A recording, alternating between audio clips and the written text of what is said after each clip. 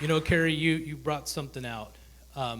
You talked about how you were there consoling and praying for that individual. And that's indicative of what a lot of people do who are on scene before we get there as police officers and as firefighters. Our civilians and our citizens who are out there stopping and helping because they care and they want to help. When I got the call that I was going to be moderating, I was so excited. And I was just thrilled. And because I'm a God-loving man, I said a prayer in my heart.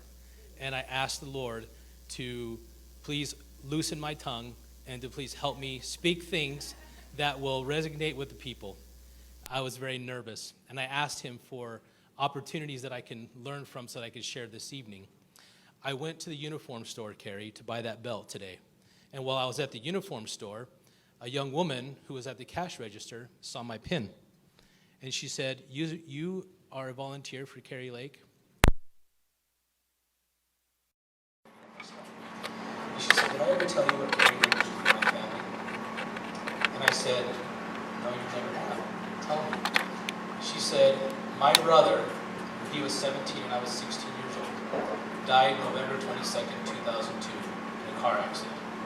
He was hit by a red light runner, and he died. She said that Kari Lake and Mike Watkis came to my home to cover the story. She said Kari Lake, when they left, Kari Lake came back an hour later and brought food to my family. Now, I don't know if you remember this or not, because it was in 2002. She said, not only did Kari feed my family that night, but she brought food for almost a week. Ladies and gentlemen, this is who Kari Lake is. This is who we are, because any one of us would have done the same thing. But when I asked my Father in heaven to give me things to think about, that came. I'm telling you, things don't happen at chance or random. This young woman who was 16 years old is now 30-something, and she's here in the audience today. Can you stand, Suzanne?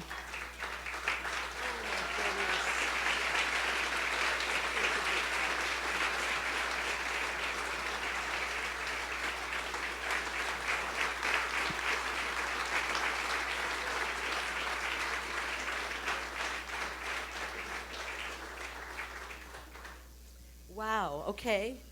Now I'm going to get emotional, guys. Thank you so much. You know, I think God gave me such an amazing career to be able to tell people stories, and the stories aren't always easy. I'm so sorry about the loss of your brother. It never gets easier, does it? And I think that my family raised me in a way where I could connect to people, and I feel the pain when I would cover a story. I would feel the pain. It was obvious, she said. And I think that what makes a good journalist, what makes a good police officer, good firefighter, is somebody who has that connection to people.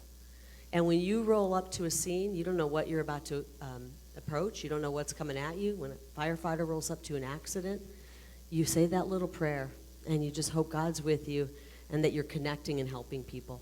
And so that's a beautiful memory. I appreciate that. But I also appreciate what the men and women in law enforcement and our first responders deal with every day. Thank you. It's that same kind of difficulty and sometimes even worse. So, Sue-Ann's brother, his name is Billy Charles William Canfield, and he was 17 years old.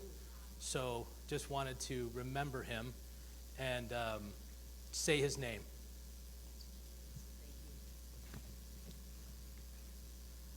Okay, sorry about making. you know, I say that same prayer before I speak, by the way. The one that you said, and even though I spoke for 30 years, every time I go in front of the fake news, every time I sit for an interview, I just say, God, give me the words, open up hearts, and make sure that I'm speaking only the words that you want me to speak. And so I say the same prayer, even though I've spoken for 30 plus years. In law enforcement, we say 10-4. 10-4, good buddy.